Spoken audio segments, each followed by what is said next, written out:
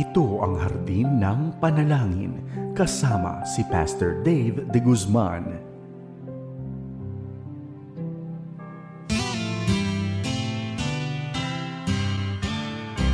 May harding mapananalanginan, doon si Jesus naghihintay.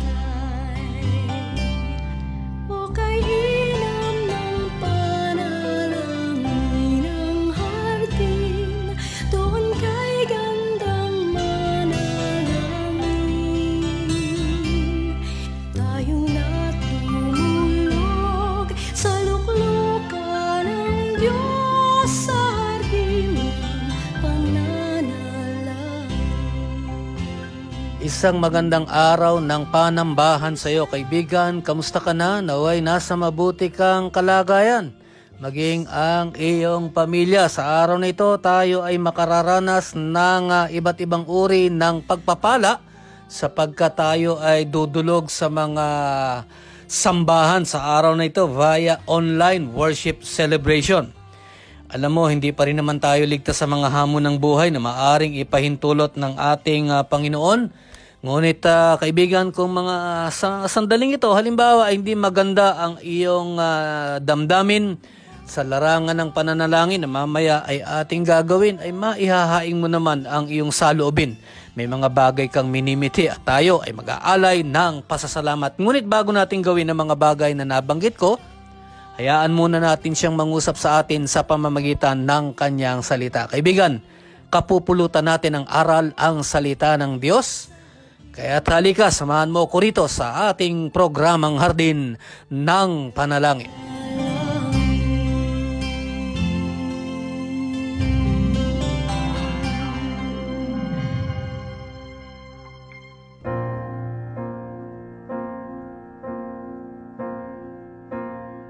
Sa araw ng panambahan, ang pag-uusapan natin ay isang napakagandang tema patungkol sa pagpapasigla.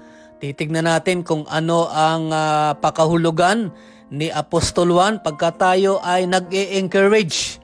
Higit sa lahat yung mga mangangaral ng salita ng Diyos. Bagaman ang encouragement ay it is given to everybody in the church, titignan natin kung ano ang ginawa ni Apostol Juan as a commendation sa isang nagngangalang Gayo. Manalangin muna tayo. Dakila naming Diyos, marami pong salamat at muli kami ay makadudulog sa inyong salita. Aming hiling, mangusap po kayo sa amin sa maraming kapamaraanan. Ngayon pa lamang, nag-aalin na kami ng aming pasasalamat sa pangalan ni Jesus. Amen.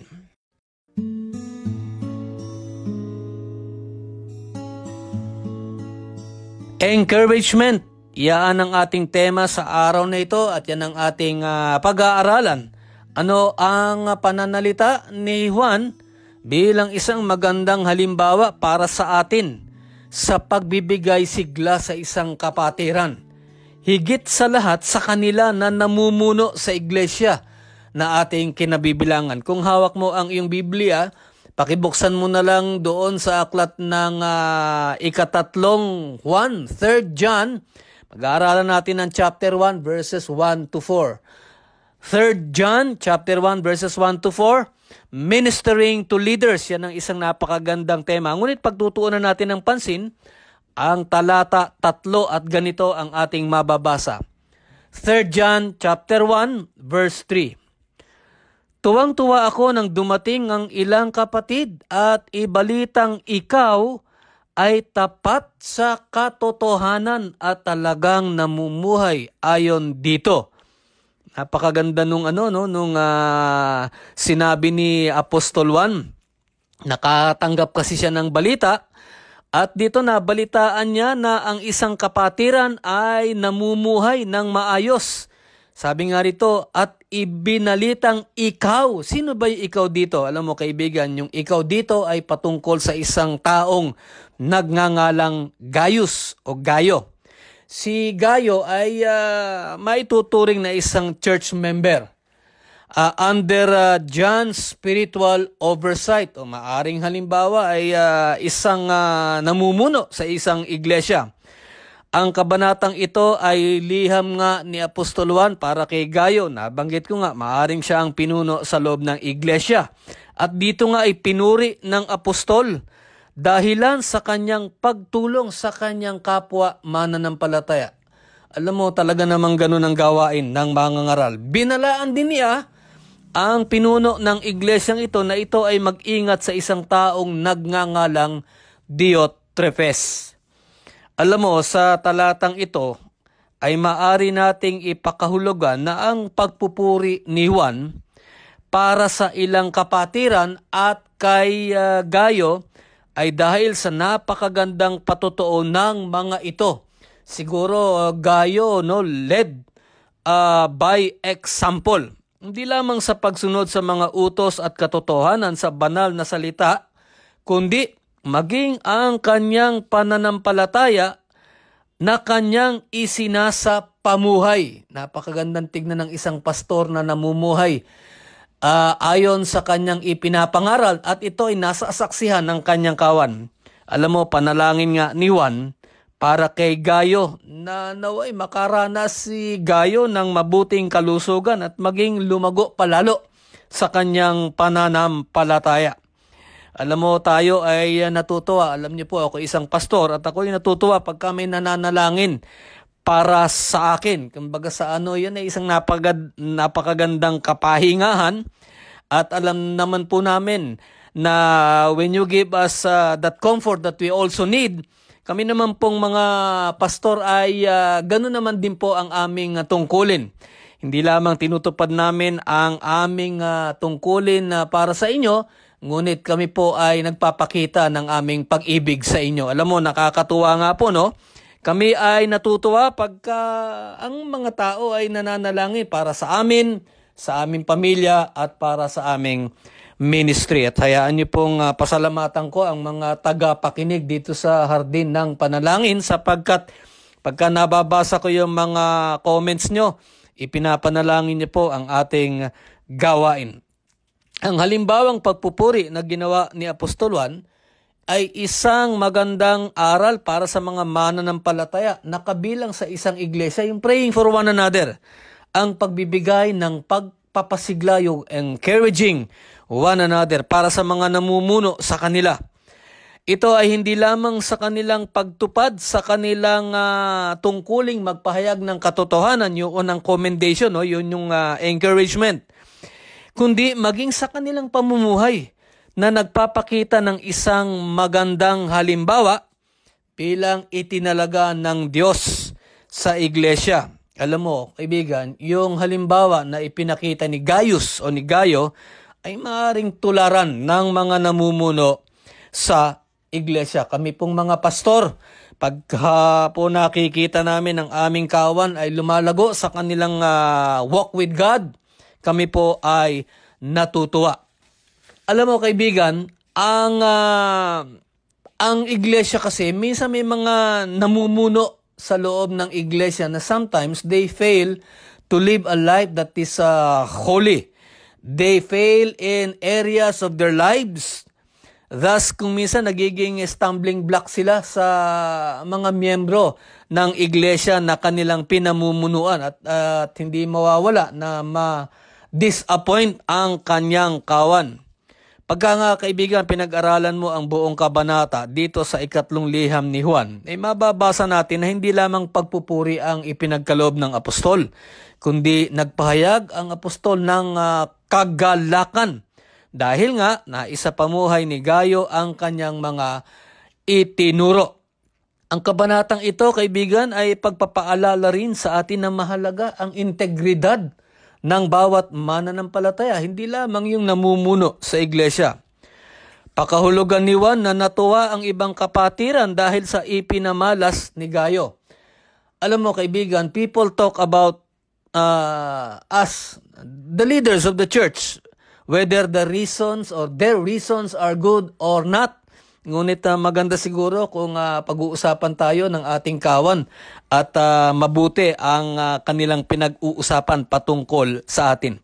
Dito ang pananampalataya na naisa sa pamuhay, Ito ay nagbubunga hindi lamang ng magandang gawain, kundi, alam mo kaibigan, kagalakan para sa mga nakakasaksi ng ating ginagawa. At dito nga sa talata o sa kabanata na ating pinag-aaralan ay nagbigay si Juan ng babala kay Gayo tungkol naman sa asal ng isang nagngangalang Diotrephes.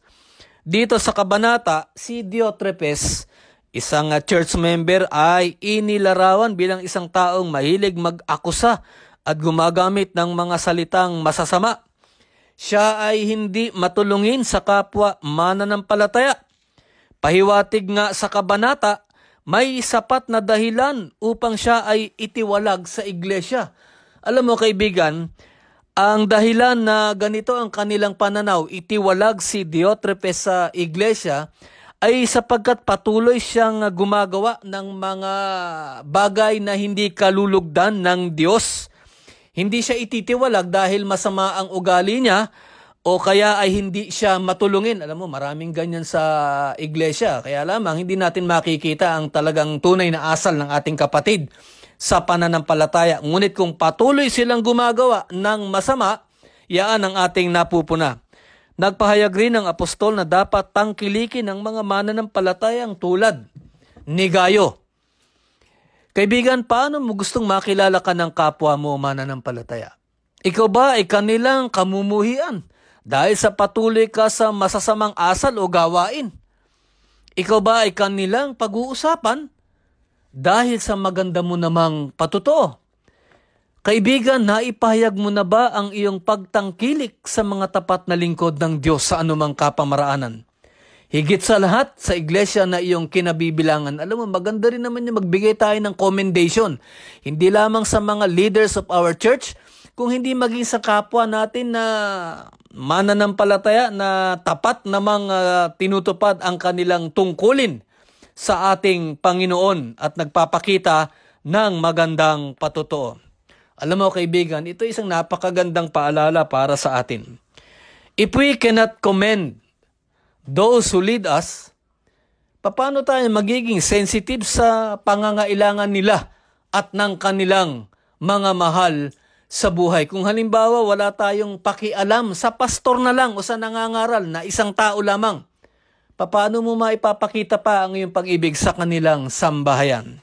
Wika nga ni Juan, at sana ganito ang pananaw ng bawat mananampalataya sa iglesia patungkol sa atin. Tuwang-tuwa ako dahil namumuhay ka ayon sa katotohanan. Ang tanong, kaibigan, ito ba ang damdamin ng bawat isa sa iglesia ng Diyos?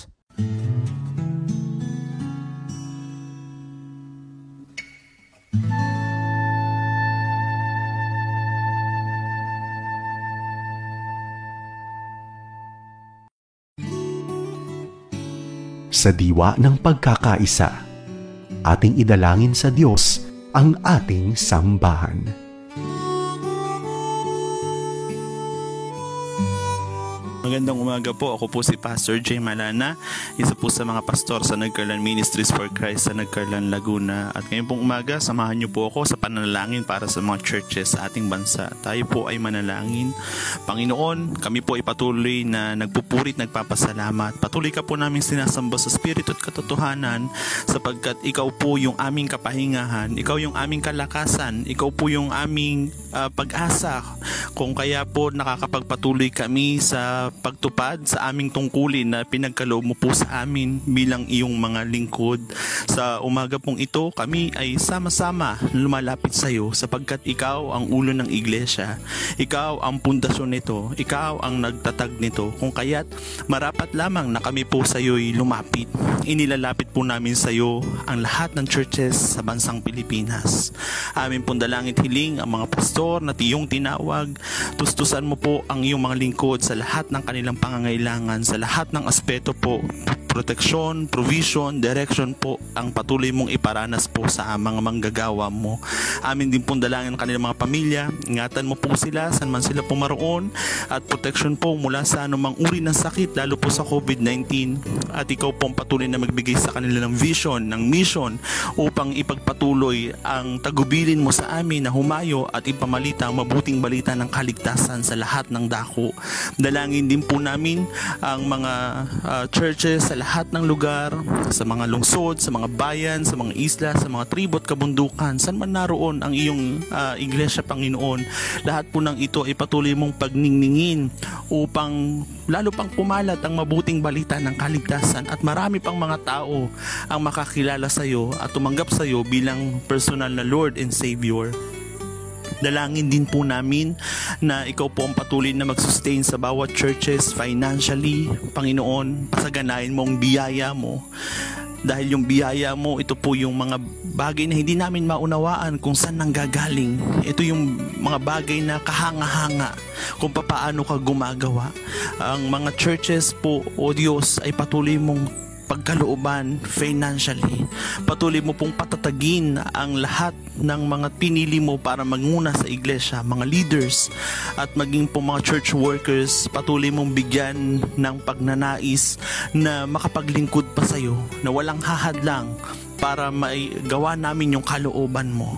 Maging po sa mga churches na ngayon po, O Diyos, ay nandun sa bingit ng pagsasara dahil sa financial na kalagayan o kapasidad. Lord, ikaw po ang magbigay sa kanila ng pag-asa. Increase mo po yung faith nila, Panginoon.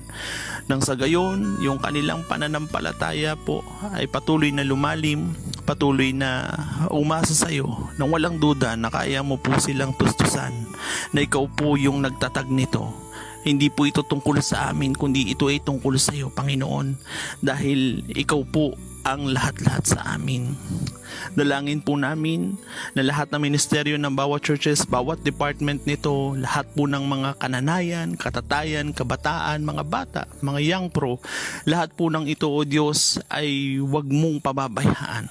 Lahat din po ng mga leaders na pinili mo para sa mga ministeryong ito ay bigyan nyo pa ng desire na mapagbuti pa ang paglilingkod, lalo na po sa panahong ito ng pandemya.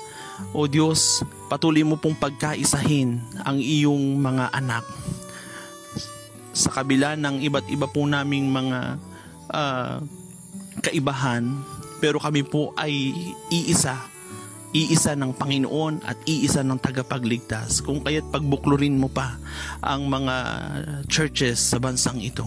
Nang sa gayon, kami po ay iisang hahakbang sa kalooban mo, iisang lalakad sa layunin na ibinigay mo po sa amin, dun sa disenyo mo, at patuloy na ang church ay maging katuwang ng pamahalaan para po sa pagpapatupad ng mga kailangan pa para sa kaayusan. Kami po ay maging pagpapala sa mga komunidad na kinabibilangan namin. Salamat po, Panginoon, dahil kahit kailan, simula pa noon, wala kang pinabayaang mga lingkod mo at hindi mo hinayaang tumigil ang mga gawain, ang mga ministeryo, dahil ang utos mo nga po ay ipamalita ang mabuting balita ng kaligtasan, idisipulo ang mga naligtas, nang sa gayon po patuloy na lumawak pa ang kaharian mo dito sa lupa. Panginoon, salamat po. Maraming salamat po. Patuloy mo po kaming itago sa iyong likuran. Patuloy mo po kaming samahan sa lakbayin na ipinagkaloob mo po sa amin. Dahil sigurado po kami na kami tagumpay na dahil po sa ginawa mo. Dahil po kasama ka po namin. Kaya po, Panginoon, patuloy na ikaw po ang gumawa para po sa lahat ng mga churches sa bansang ito. Salamat po. Maraming salamat po. At umaasa ho kami, isang araw lahat ng aming mga dinalangin, tutugunin mo ayon sa kalooban mo, ayon sa tinakda mong panahon. Salamat po, Panginoon. Purihin ka. Ito po yung aming dalangin sa tayong pangalan ng Panginoong Jesus. Amen at amen.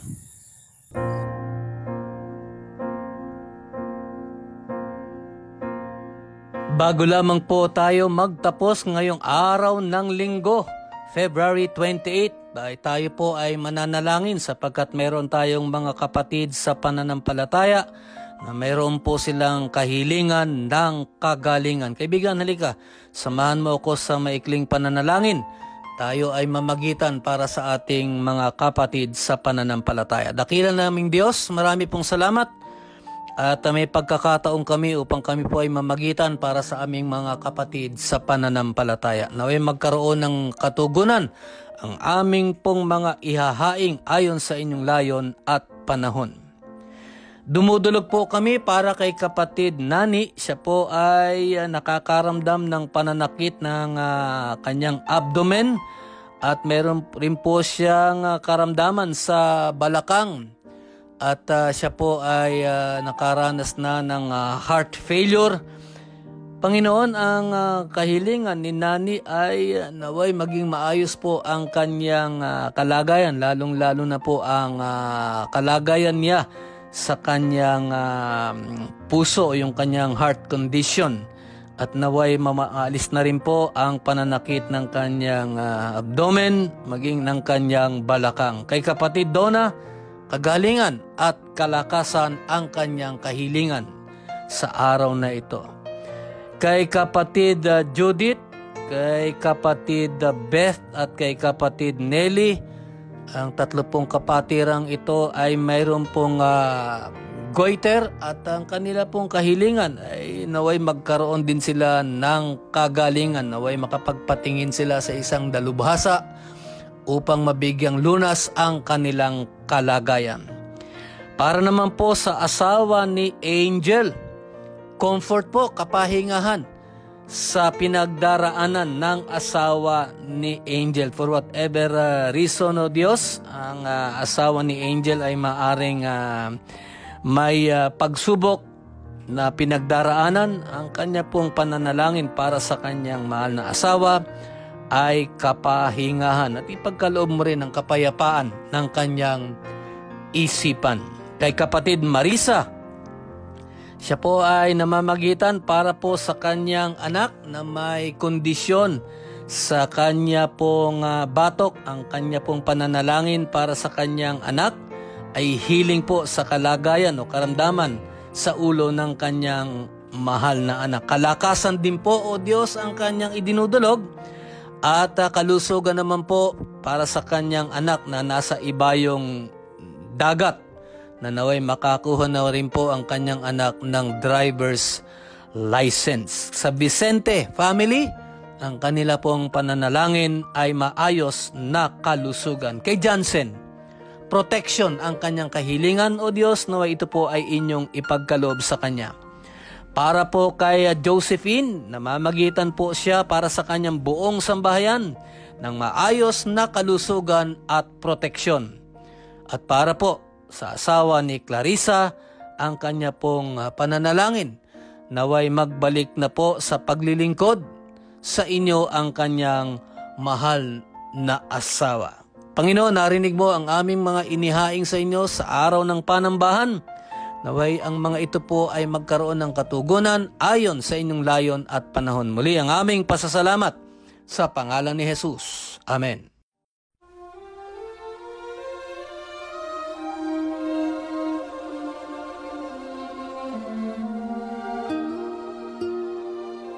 Tunay nga na tayo ay muling napaalalahanan mula sa salita ng Diyos patungkol sa encouragement, pagpapasigla. Alam mo kaibigan, kahit na tayo ay may mga pinagdaraan ng pagsubok sa ating buhay, mag-aalay pa rin, maaari pa rin tayo mag-alay ng pagpapasigla sa ating mga kapatid sa pananampalataya.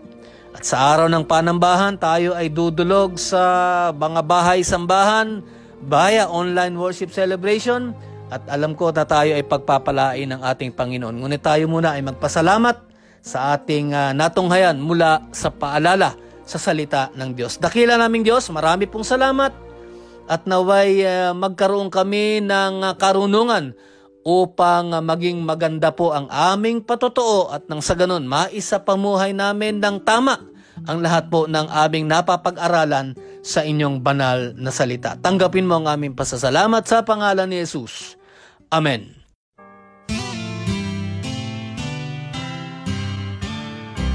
May harding mapananalangin. Kaibigan, bukas ako ay muling nag-aanyaya sa iyo upang ako ay iyong samahan dito sa ating programang Hardin ng Panalangin. Maganda ang aral at paalala.